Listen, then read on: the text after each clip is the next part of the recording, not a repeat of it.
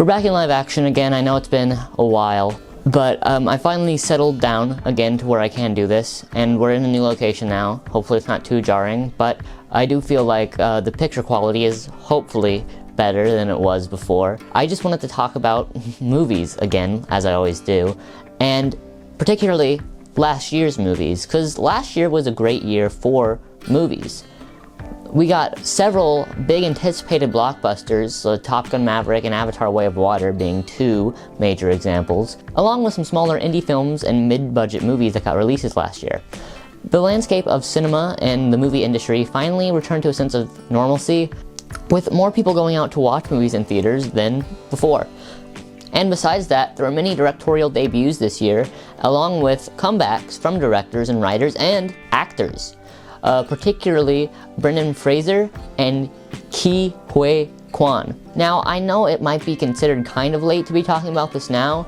I mean, we're in February already of 2023, so why are we talking about 2022 movies, you know?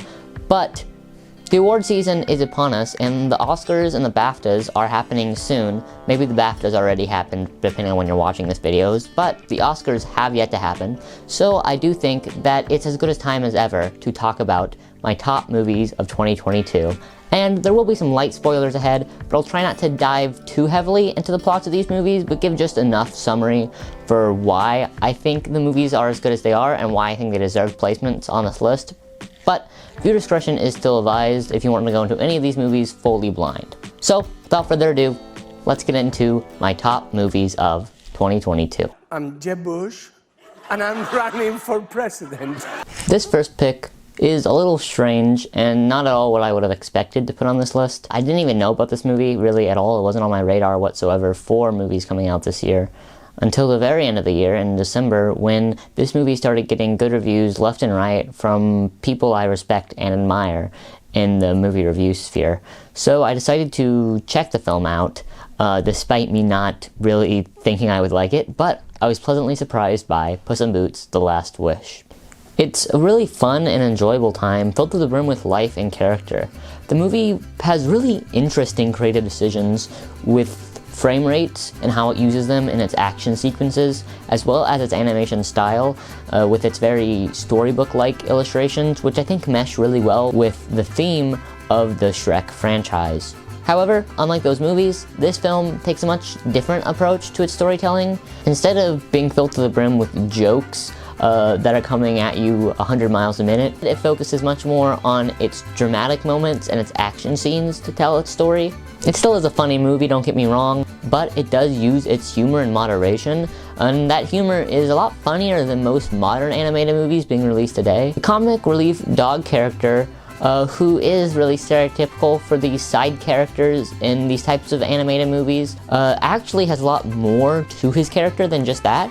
There's a lot of depth with the character, having a really intense and depressing backstory, and having to face a lot of hardships and traumatic events in his life. And this trauma is what leads to him having this faux persona of annoyingness. The other characters also have these very deep and complex backstories and have troubles in their lives that they are having to deal with. Like Puss in Boots is having to deal with death and his ever-approaching mortality, being on the last of his lives. And Kitty Softpaws has to deal with her trust issues with the people that she respects and admires, having deceived her in the past. Goldilocks is also an example of this. With her being adopted by a family of bears, she keeps looking for this idea of real family, what she thinks real family should be, without realizing that it's right in front of her the whole time. The Last Wish, featured in the title, is sort of a MacGuffin that these characters are looking for, that they think will solve all their problems and fix everything that they have going on in their lives. All this is not to say that this isn't still a kids movie. It is focused on appealing to families first and foremost, but it still has a lot to say and knows how to say it, and is very respectful towards its audience with how it approaches its world and characters and story in a way that feels very genuine and natural, and like the filmmakers actually care about what they're saying. It's a generic kids movie, sure. It has a generic plot about looking for a mysterious magical item and trying to thwart an over-the-top evil villain in the process. That's what the movie's about, but it shows this and tells a story in a very natural, genuine, and pretty unique way that I think anyone can enjoy regardless of your age and regardless of whether you normally like kids movies or not. On the count of 3, name your favorite dinosaur. This movie is, I guess, what you can consider my underdog pick of the year. No one's talking about this movie, and that's a real shame, because I think On the Count of 3 is a really genuine and truthful look at suicide and the mind space that many people that choose to end their lives are at when they make that decision. It is a comedy, it is trying to be funny, but it doesn't make light of the subject matter at all. If anything, the comedic aspects of this movie are just a misnomer. There's something that eases you into the film to make you be like, oh, well, this film's fun, it's engaging, it's lighthearted, it's not going to be anything too heavy. And then it just comes at you really hard and just pummels you to the ground and destroys you mentally. Because it gets really dark and depressing by the end, and it kind of moves out of that comedic sphere into really disturbing, but realistic and truthful and heartbreaking drama. And it also makes a lot of backstories for these characters and gives them a lot of, not reasoning, but motivation for why they're doing what they're doing. And it all makes sense. You feel and understand for these characters and what they've gone through in their past. And the movie really gets you to care for these characters so much that by the end you don't want them to go through with it, even though you know that they probably are. And speaking of what they actually do end up doing at the end, I don't want to spoil the ending, but it all makes sense given these characters and what we've been shown about these characters and what we know about these characters. Where the film ends up makes perfect sense, and it really doesn't cop out on the ending. It doesn't shy away from making the ending disturbing. It really balances its tone super well despite how much it's trying to say and do and what it's all trying to be. It's really ambitious, but just know that it is really depressing and it does go to some dark places.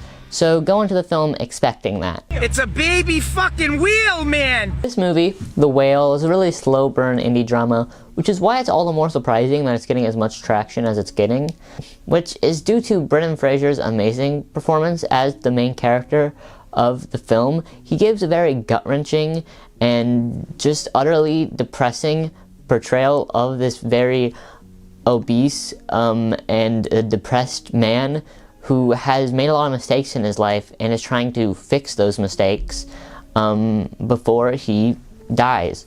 The director of this film, Darren Aronofsky, is known for two main things: making really depressing movies that really destroy you mentally, such as Requiem for a Dream or Mother! As well as taking actors that are past their prime and putting them in his movies and really showcasing that they still have a lot to offer. He did this before with Mickey Rourke in The Wrestler, which is a really similar movie to this, being about a man who has made a lot of mistakes in his life and is trying to fix them, reconnect with the people that he has hurt, especially his daughter, before his lifestyle kills him. Which is, again, what this movie is. Just replace wrestler with obese overeater. It's the same thing. And I do think that movie does kind of touch on the same ideas as this movie does in a bit of a more successful way. But this movie is still good, being a very small-scale drama taking place entirely in an apartment over the course of 1 week. But it still does a lot with its location and its characters, and it uses everything to its advantage. The production design of this movie is really great, and the costume design of this movie is really great, and there's a lot of really nuanced things that the movie doesn't explicitly tell you about, details that the film doesn't force into your head, that you get from the locations and the setting and the characters and their subtle actions in the movie.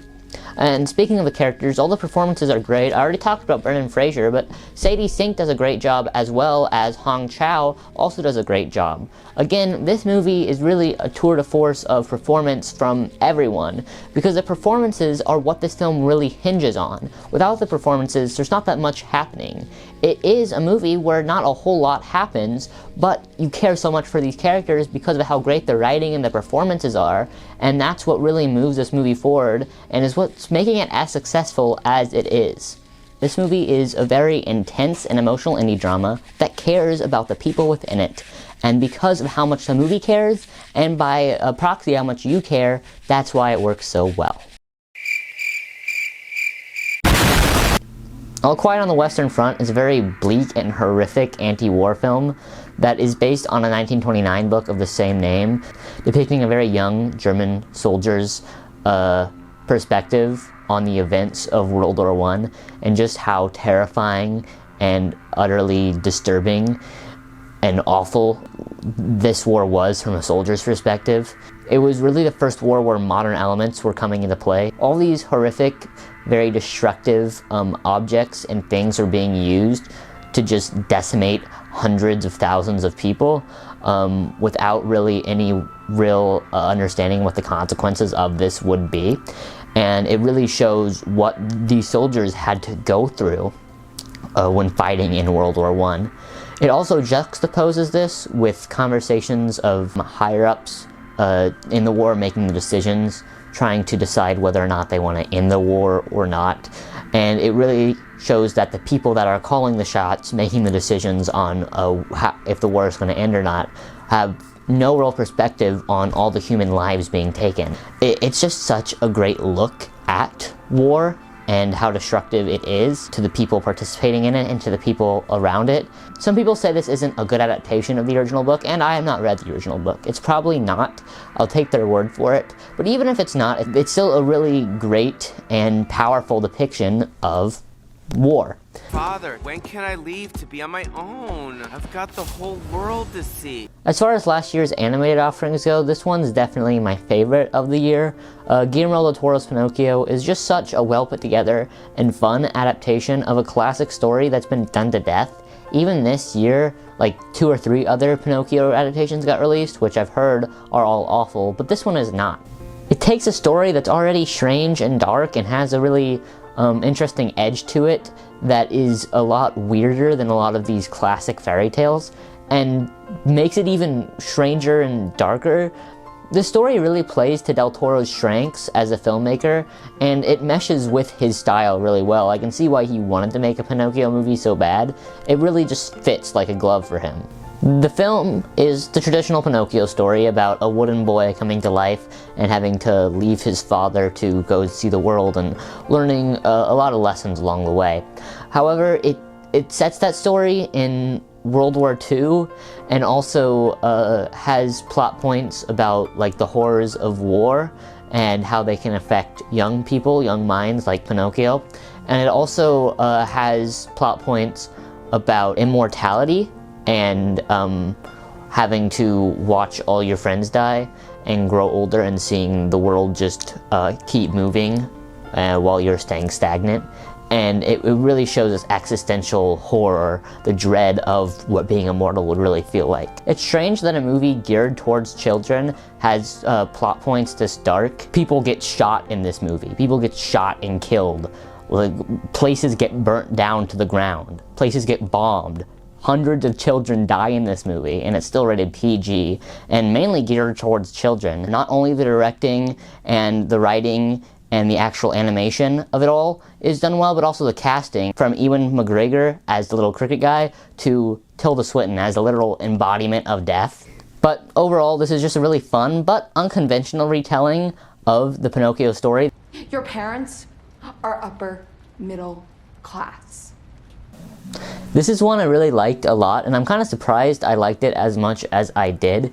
Bodies, Bodies, Bodies is a satire horror that really plays on the mentality of the Gen Z generation and chronically online, so to say, people, especially very extremely wealthy children that have inherited their wealth. And it really just plays to these modern sensibilities and this modern sense of humor in such a fun and interesting way, and it's just so engaging to watch. It's also a really ingenious social satire and has a lot of social commentary in it, which works really well. It is kind of stupid at points. All these characters are idiots, but that's the point. And for a movie that's not taking itself very seriously at all, it works really well, and it actually has a lot of interesting things to say, even though it's saying them in a very satirical and pretty hilarious, if you ask me, way. It's a murder mystery about these rich kids having a party in their mansion when one of them mysteriously ends up dead. It's very traditional murder mystery. All the lights are off, so they can't really contact with people without like talking to them face to face. They can't leave because the car is dead. You know, it has all these very generic horror elements, but it presents them in such a fun way because all of them happen as a byproduct of these characters' stupidity. All of it's just really dumb and over the top, but that's why it works so well, because it's really showing these very dumb and over the top characters in a really fun and engaging light. And all the acting's really great as well, especially Rachel Sennett, who plays Alice in the film. It seems like it would be pretty generic and maybe cringe if you watch the trailers, but it really pays off and all of it works super well. Remember the rats were driving and rapping in the commercial? Bones and All is at its core a coming-of-age romance road trip movie that focuses on a girl named Marin and her journey of self-discovery after she's abandoned by her father and forced to confront the things about herself that she's been trying to hide from for so long. Along her journey, she meets several people like her that share the same condition she does. One of these people she meets, Lee, played by Timothée Chalamet, forms a connection with her and they start to have a sort of a romantic relationship. And as the movie goes on, it evolves from a coming-of-age story about self-discovery and finding out who you are and confronting the things about yourself to more of a romance story about acceptance and confiding in people like you. The condition I've been referring to, the thing that makes Marin and Lee and the other people they meet along their journey different from other people, is the fact they eat other people. They have a special ability or curse, you might say, that causes them to have a hankering for human flesh. These eaters also have sort of an attraction for other eaters. They can smell each other. The movie really approaches these topics in a very sensitive and understanding way. Despite the fact that these characters do evil things, they are not innately evil people. The movie doesn't over-explain any aspects of its world or universe, but at the same time, it does really thoroughly explore the world that the film takes place in. The movie is filled with lush US Midwestern landscapes, and every time we enter a new state, a title card pops up showing us what state we are now in. The film is intrinsically linked to these landscapes and to the US as a whole, specifically small town Midwestern US, and without that element of the film, I don't think it would be as strong as it is. It's a really emotionally resonant story about self-discovery and coming to terms with the things that make you different from other people, that really executes everything it's trying to say and do really, really well, while still having some of the most gruesome scenes of the year. We're All Going to the World's Fair is sort of in the same boat as Bodies, Bodies, Bodies, not in the fact that it's a satire. It's a very dramatic and at times bleak and disturbing portrayal of the internet and how young people especially are affected by the internet. It really showcases how isolating and lonely having a presence on the internet can be. Their personality traits and their identity that they showcase on the internet, the person they are on the internet, which is much different than their real life persona, starts to blend a lot and meld into who they really are as a person, and the lines really start to blur. We're at the point where it's kind of hard to understand and recognize who you truly are anymore. It's a very slow burn horror. It's not really in your face with any horrific elements. Nothing really outwardly horrific happened. But the ARG elements and the creepypasta elements that are present in this are shown in a much more nuanced and natural way, where it really feels like you're diving into these rabbit holes.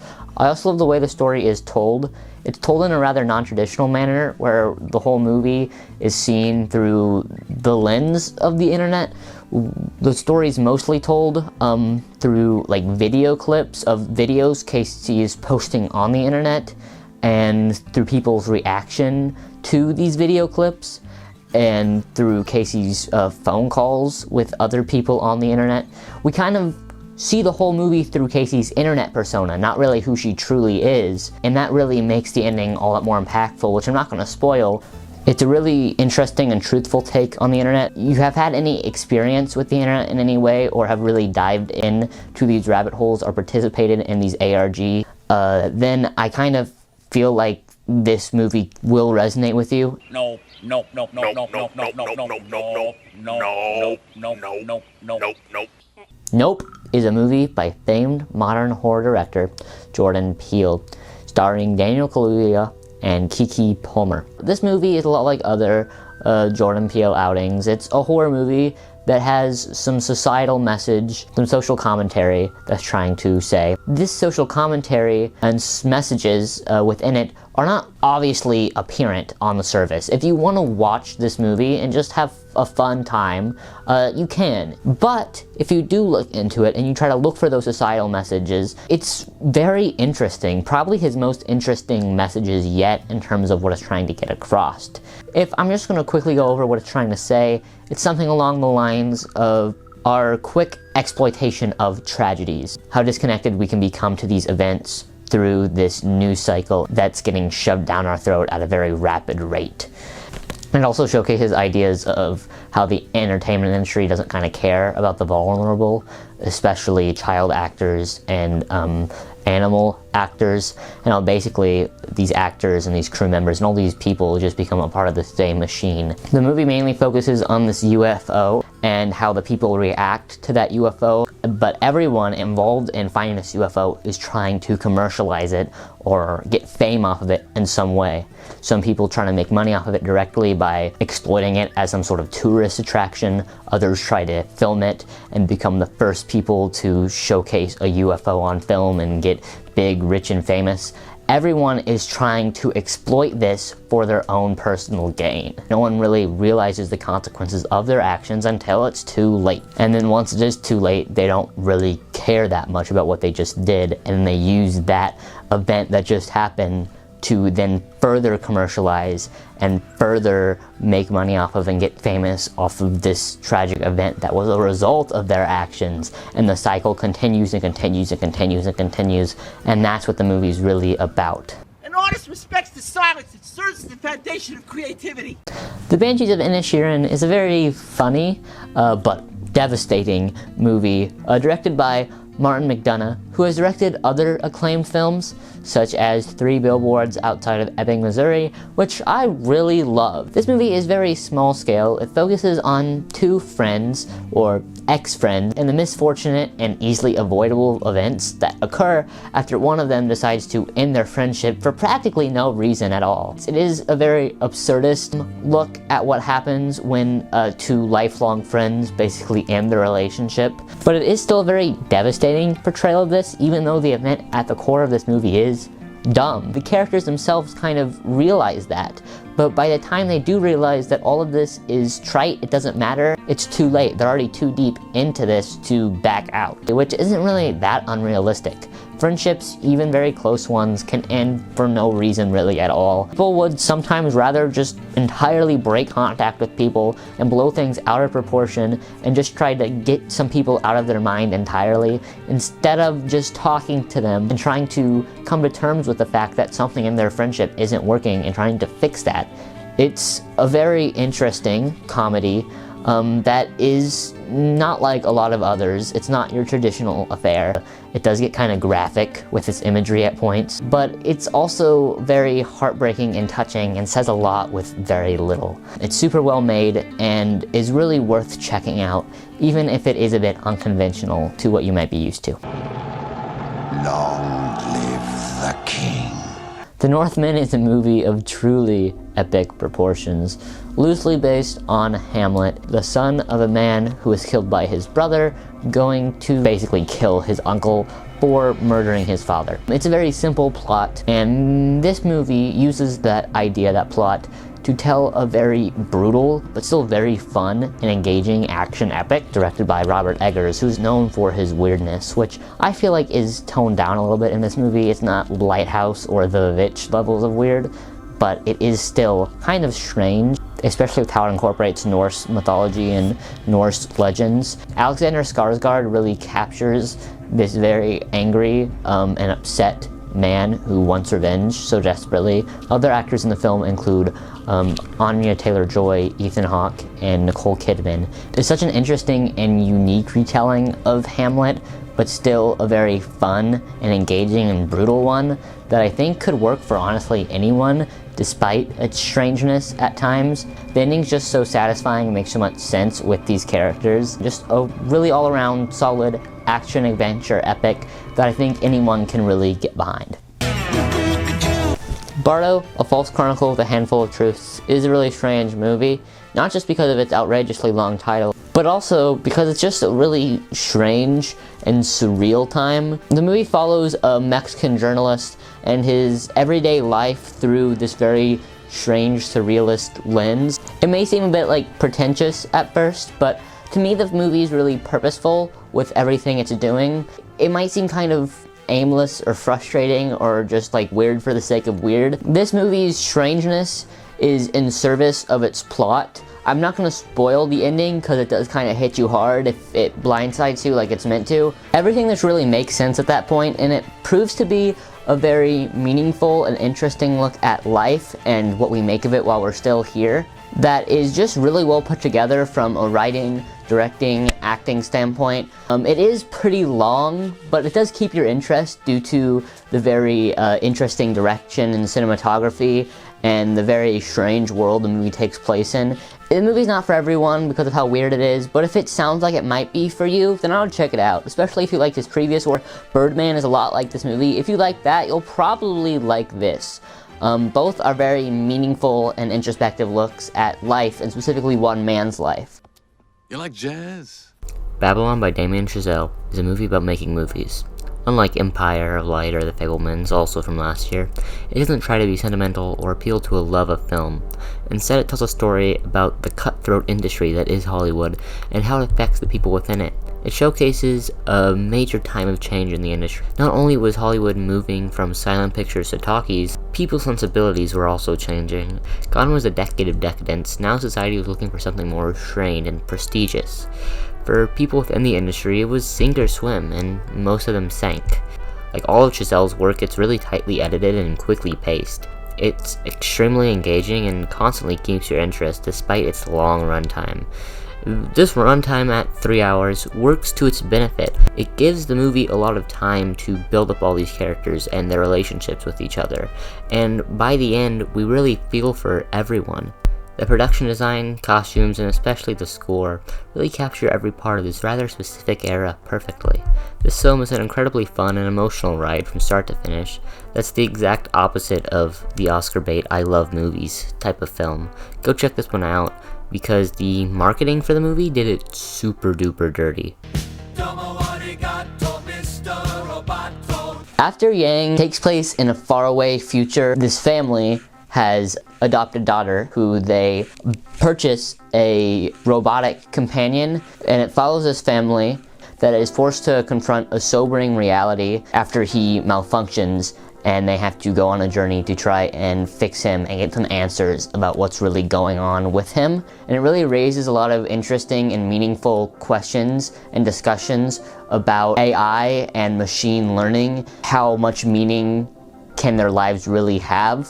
And if they can really gain full sentience and truly become a full person outside of merely their programming. And sure, this is a very tired concept. It's been done to death. It's been seen through many different styles and lenses, through a more disturbing lens, through a more realistic, natural lens, through a really emotional lens, right? It's been done so many times. But this movie does it really well because it looks at it through a lens of family. I also love how little it draws attention to the sci-fi elements. All these characters feel real, like they're living in this world, this very realistic, natural world. None of them are pointing out like, oh, that's a future thing, or oh, look at this fancy future thing. No one's doing that. And it touches on very core human concepts that have been touched on millions of times before, but it does it in such an emotional way that just works really, really well.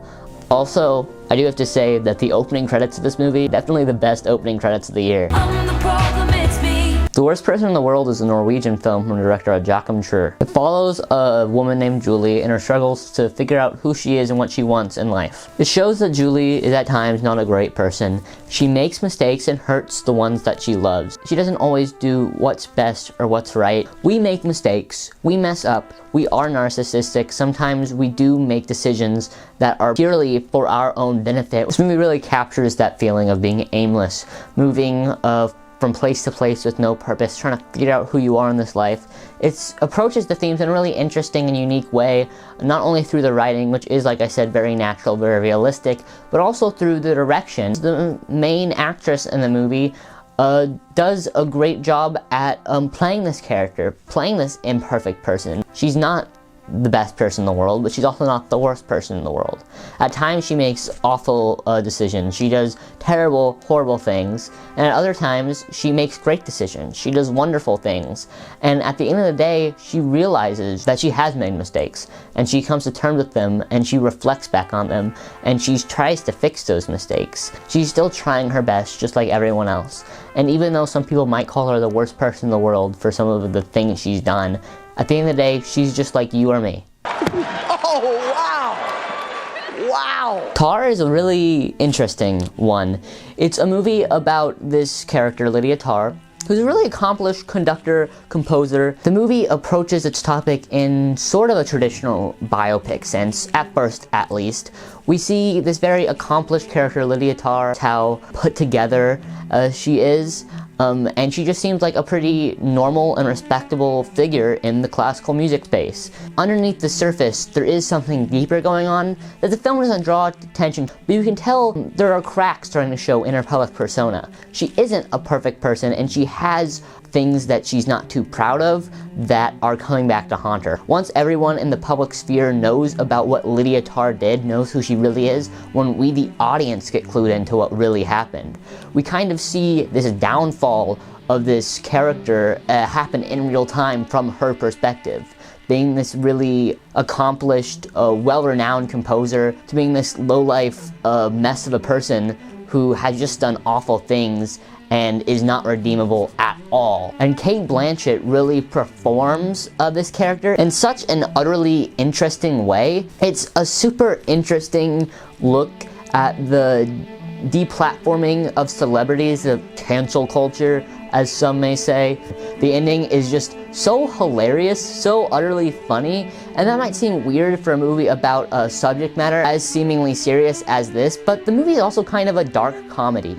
If anything, the whole movie is just a setup for a very funny, very dark, hilarious joke that is the ending. Eat the rich! Triangle of Sadness is a film by Ruben Östlund. It's a absurdist comedy drama that's very heavily anti-capitalist. And it follows these idiotic, wealthy people on this luxury cruise and a series of hilariously catastrophic, misfortunate events that occur on this cruise. The first half is an incredibly engaging, funny, and hilarious approach to this deconstruction of the wealthy class. It's gross out humor. It's using this gross out humor to tell this very interesting story and really further amplify these themes of anti-capitalism and really deconstruct this idea of the wealthy. Everyone assumes that wealthy people must be smart, but most of the time the wealthy are the most idiotic people around. They have no skills.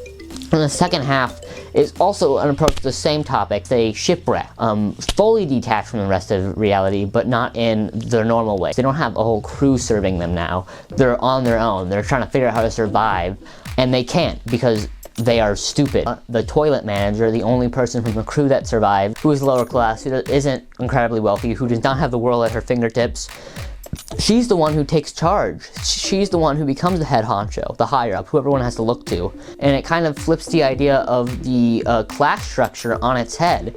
And the ending is a great example of the themes of the movie, what it's really trying to show. This class struggle, this class divide, and how much it can separate people and turn people against each other. It's kind of like Lord of the Flies, but instead of children, it's incredibly wealthy, rich people. It's a super fun movie that has a lot of meaningful things to say, and is one that I think a lot of people can really get behind and enjoy. You need to leave! Park Chan-wook is a genius Korean director known for masterpieces like The Handmaiden and the Vengeance trilogy. Decision to Leave, his newest film, fits in with those other movies very nicely. It's kind of like a normal murder mystery crime thriller following a detective who is tasked with uncovering the true circumstances behind a very mysterious death. The movie just has such an interesting aesthetic that really draws you in, even in the first half. But once we enter the second half, there's a pretty dramatic shift with the story the movie's telling. The first half's really just set up, introducing us to these characters in this world, which really comes into play heavily in the second half, which is far more interesting. And what follows is just such an intimate and just incredibly engaging love story that is very complicated, very confusing, but very interesting. The conclusion is heartbreaking and depressing and sad, but it's also just so satisfying to see where these characters ended up. Let's kick it! Aftersun is about a young Scottish girl named Sophie. At 11 years old, she goes on a vacation with her father. The movie's told in a pretty interesting format, showing the events and how they unfolded from the perspective of a now adult Sophie looking back at the experience that she had with her father. The entire vacation seems very idealistic and relaxing on the surface. It was a moment where Sophie's father, Callum, got to spend time with the person that he loved the most, his daughter, which is something that he doesn't really get to do that often. But as the movie goes on, it becomes clear that cracks are beginning to form on the surface. Something is haunting Callum, something is bothering him. There is a darkness inside of him. As much as he tries to look past it and run from it and just have good quality time with his daughter, he can't. Sophie can certainly feel this rift starting to form. She certainly understands that there's a darkness inside of Callum and something's bothering him, but she doesn't know exactly what it is. I mean, she's still 11 years old. All the technical aspects of this are amazing. The writing is so accurately able to capture the mind of an 11-year-old girl. There are a lot of very inspired and interesting compositions throughout the movie. The home video recordings, especially that Sophie records, have such a naturalistic feel. It's crazy just how much substance there is to it. To truly go in depth on this whole movie, I'd have to dedicate multiple videos to it. It's crazy just how great this film is, and I would recommend it really to anyone. Given how much I truly love the movie Aftersun, you might think it's my favorite movie of the year. Of course it would be. In any other year, this would be my favorite movie of the year. This year had a movie so crazily impactful, so fun and engaging and lively and unique and interesting and just incredible that I had to give it to this one. And that movie is Everything Everywhere All at Once. This film is a sci-fi comedy action drama about an Asian immigrant family living in the States.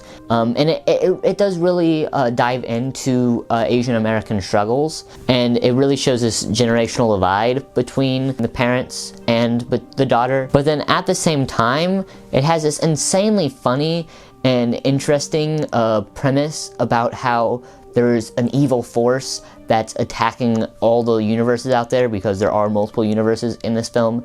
And it really has such insanely in-depth lore that it's crazy that two guys wrote an entire movie that both has lore that is this in-depth, this insane, but at the same time it has very genuine moments, and it has a lot to say about family and life. The movie captures all of this in a very emotional and guttural way through its use of cinematography and editing, which the editing is amazing given the small team that worked on this movie. Yeoh does a great job, along with Ki Hui Kwan. It's an experience that only comes around every once in a while, a movie that hits you where it hurts, but also lets you have a lot of fun while doing that.